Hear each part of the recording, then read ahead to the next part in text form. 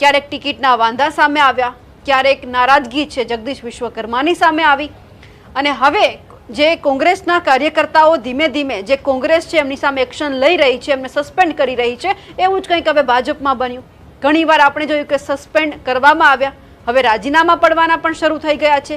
ઘટના એટલા માટે આ ચર્ચા કરવી છે કારણ કે સાબરકાંઠાનું જે પ્રાંતિજ નગરપાલિકા છે એમના ભાજપના સદસ્યો અને જે એમણે હવે 15 જેટલા કોર્પોરેટર છે તમામે રાજીનામા આપ્યા છે। જે કનુભાઈ છે જિલ્લા પ્રમુખ તેમને રાજીનામા સોંપવામાં આવ્યા છે। લખ્યું છે કે પ્રાંતિજ નગરપાલિકાના પ્રમુખ તથા પ્રમુખશ્રીના પતિનો ગેરવર્તણૂક, ભ્રષ્ટાચાર તથા ગંભીર ગેરરીતિઓથી પ્રાંતિજ નગરપાલિકાના ભાજપના કાઉન્સિલરોનું સામૂહિક રાજીનામું આપવા બાબત જય ભારત સૌ ઉપરોક્ત વિષয়ে જણાવવાનું કે પ્રાંતિજ નગરપાલિકાના મહિલા પ્રમુખ તથા તેમના પતિ દ્વારા ભારતીય જનતા પાર્ટીના ચૂંટાયેલા સદસ્ય તથા ચેરમેન શ્રીઓ સાથે ભારે અસભ્ય વર્તન દાખવી રહ્યા છે।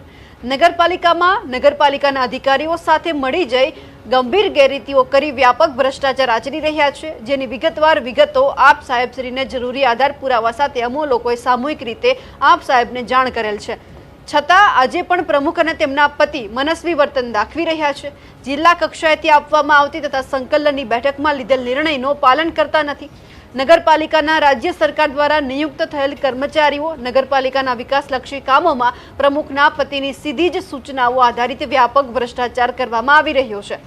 વિભાગીય અધિકારીઓ સાથે સાંઠગાંઠ કરી કારોબારી સમિતિની મંજૂરી મેળવ્યા સિવાય કરેલ ખરીદ પ્રક્રિયાના બિલોનું ચૂકવણું પણ કરવામાં આવી રહ્યું છે।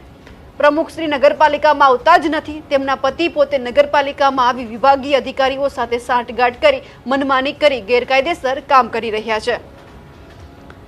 અગાઉ પ્રમુખશ્રીના પતિ જ્યાં પંડ્યા જિગ્નેશભાઈ છે એમણે 2009-10માં પણ પ્રાંતિજ નગરપાલિકાના પ્રમુખ હતા, ત્યારે પણ તેમના વિરુદ્ધ અવિશ્વાસની દરખાસ્ત થઈ હતી।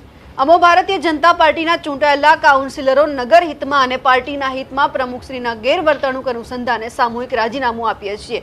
15 જેટલા લોકોએ સામૂહિક રાજીનામું આપ્યું છે। કુલ 24 બેઠકો છે, એમાંથી 19 બેઠકો ઉપર ભારતીય જનતા પાર્ટી જીતી છે અને આ જ 19 બેઠકોમાંથી હવે 15 જેટલા રાજીનામા છે અહીંયા સામૂહિક રીતે પડી ગયા છે। હવે ભારતીય જનતા પાર્ટી તેને ડેમેજ કંટ્રોલ કરવાનો પણ પ્રયત્ન કરી રહી છે, તમામને મનાવવા માટે, તમામ સુધી પહોંચવા માટેના પણ પ્રયત્ન થઈ રહ્યા છે। પણ સવાલ એ છે કે અનેકવાર એવું જોયું છે કે સરપંચ પતિ, ઉમેદવાર પતિ, પ્રમુખ પતિ અનેકવાર સામે આવ્યા છે। અહીંયા પ્રાંતિજ નગરપાલિકામાં પણ કંઈક એવું થયું છે।